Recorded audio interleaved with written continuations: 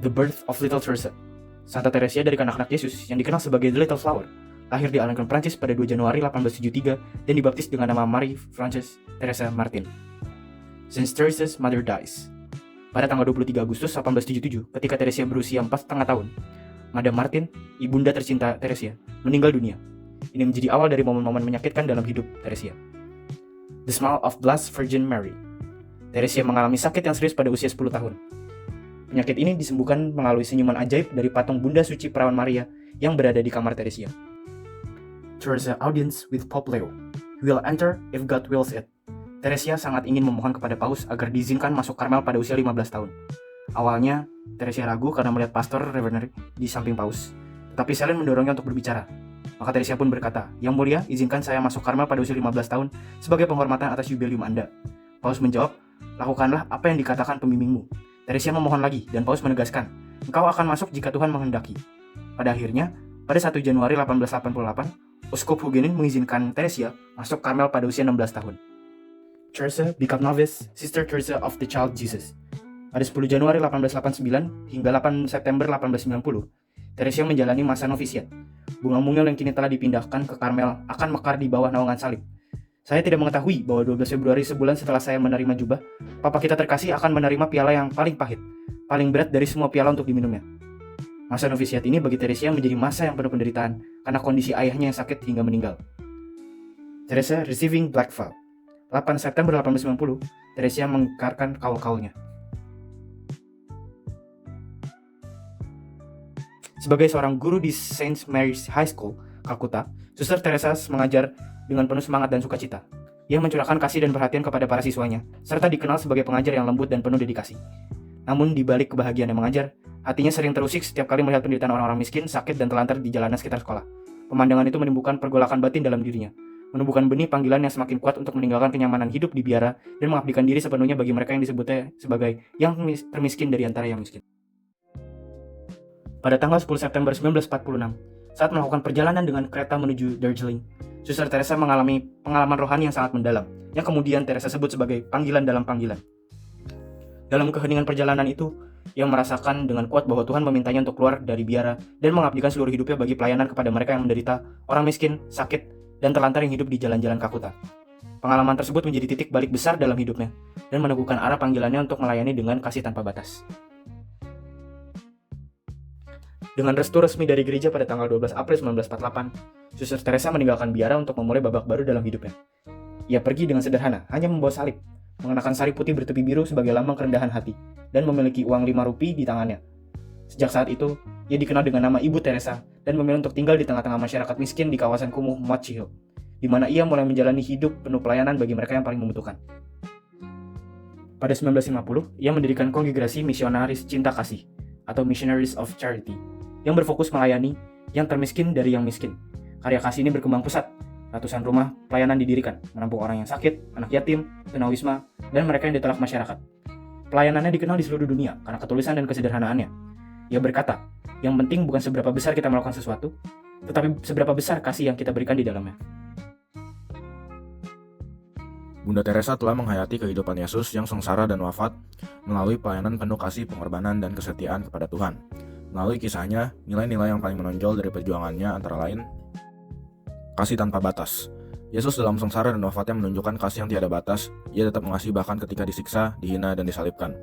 Di salib ia berkata, "Ya Bapa, ampunilah mereka, sebab mereka tidak tahu apa yang mereka perbuat." Lukas 23 ayat 34. Bunda Teresa menghidupi kasih yang sama. Ia memandang setiap manusia, betapapun miskin atau sakit, sebagai citra Allah yang layak dicintai. Ia melayani siapapun tanpa memandang agama, suku, atau status sosial. Baginya, setiap orang yang menderita adalah Yesus yang menyambar dalam penderitaan. Kasih tanpa batas ini bukan sekedar belas kasihan, tetapi cinta aktif, cinta yang mendorong, menyembuhkan, dan memberi pengharapan. Inilah kasih yang memancar dari salib Yesus dan hidup dalam diri Bunda Teresa. Pengorbanan dan solidaritas. Yesus mengorbankan dirinya demi keselamatan manusia. Sengsara dan wafatnya adalah bentuk dari solidaritas ilahi, di mana Allah ikut masuk ke dalam penderitaan manusia.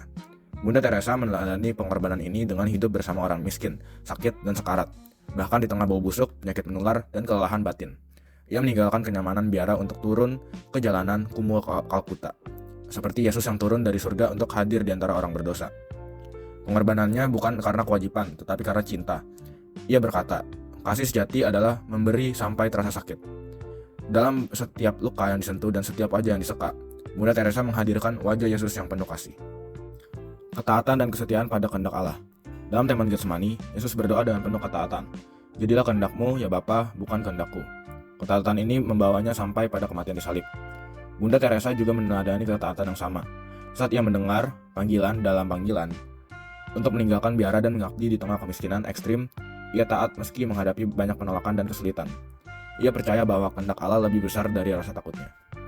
Dalam setiap penderitaan batin, ia tetap setia menjalankan misinya. Ketaatan ini menjadi kekuatan rohaninya, seperti Yesus yang setia hingga akhir. Ia memperlihatkan bahwa ketaatan sejati adalah kesetiaan dalam kasih, bukan sekedar kepatuhan. Kerendahan hati dan pelayanan tulus. Yesus mengajarkan kerendahan hati dengan teladan. Ia mencuci kaki murid-muridnya dan memilih menjadi pelayan, bukan tuan. Dalam sengsaranya, ia tidak membalas kekerasan dengan kekerasan, tetapi dengan kasih dan pengampunan. Bunda Teresa hidup dengan kerendahan hati yang luar biasa. Walau dikenal di seluruh dunia, ia tetap berpakaian sederhana, tidur di kamar kecil, makan bersama para suster, dan menyebut dirinya pensil kecil di tangan Tuhan. Baginya, menjadi besar berarti menjadi kecil di hadapan Tuhan. Ia melayani bukan untuk dipuji, tetapi karena ingin menghadirkan cinta Tuhan yang rendah hati. Melalui pelayanan kecil, memandikan tubuh sekarat, menyuapi anak kelaparan, ia mengajarkan bahwa pelayanan yang tulus lebih kuat dari kekuasaan. Iman dan pengharapan di tengah penderitaan. Yesus tetap percaya pada kasih Bapa bahkan ketika tergantung di salib dan berseru, "Ya Bapa, ke dalam tanganmu kuserahkan nyawaku." Lukas bab 23 ayat 46. Bunda Teresa pun pernah mengalami rasa kegelapan batin yang disebutnya Dark Night of the Soul. Selama bertahun-tahun, ia merasa Tuhan jatuh dan doanya hampa. Namun ia tetap melayani dengan senyum, doa, dan kasih. Iman baginya bukan soal perasaan, tetapi keputusan untuk tetap percaya dan mencintai di tengah kesunyian. Dalam hal ini, ia meneladani Yesus yang tetap setia walau dalam penderitaan paling dalam. Dari penderitaan yang dijalani dengan iman, lahirlah harapan dan sukacita sejati. Bagi saya, sengsara dan wafat Yesus bukan sekadar kisah penderitaan, tetapi bukti nyata kasih dan ketaatannya kepada Allah Bapa. Dari pengorbanan Yesus, saya belajar arti ketaatan dan kesetiaan sejati, bahwa cinta kepada Tuhan terkadang menuntut kita untuk rela menderita demi kebaikan. Saya melihat teladan ini juga dalam kehidupan Bunda Teresa. Seperti Yesus yang turun ke tengah penderitaan manusia, Bunda Teresa pun meninggalkan kenyamanan, biara, dan memilih melayani orang-orang miskin dan sekarat di jalanan. Dari keduanya, saya belajar bahwa pengorbanan bukan hal yang menakutkan, tetapi jalan menuju kasih sayang yang lebih dalam. Dalam kehidupan saya sebagai pelajar Kanisius, makna ini menuntun saya untuk tetap berjuang ketika menghadapi kesulitan, entah dalam belajar, dalam tanggung jawab di sekolah, atau ketika membantu teman. Setiap usaha kecil yang dilakukan dengan kasih adalah cara sederhana untuk ikut memikul salib bersama Yesus. Melalui semangatnya, saya ingin belajar menjadi pribadi yang taat, setia, dan penuh kasih, meskipun harus melewati penderitaan atau tantangan. Gambar salib ini menggambarkan kasih Allah yang berkorban demi manusia melalui pengorbanan Yesus Kristus.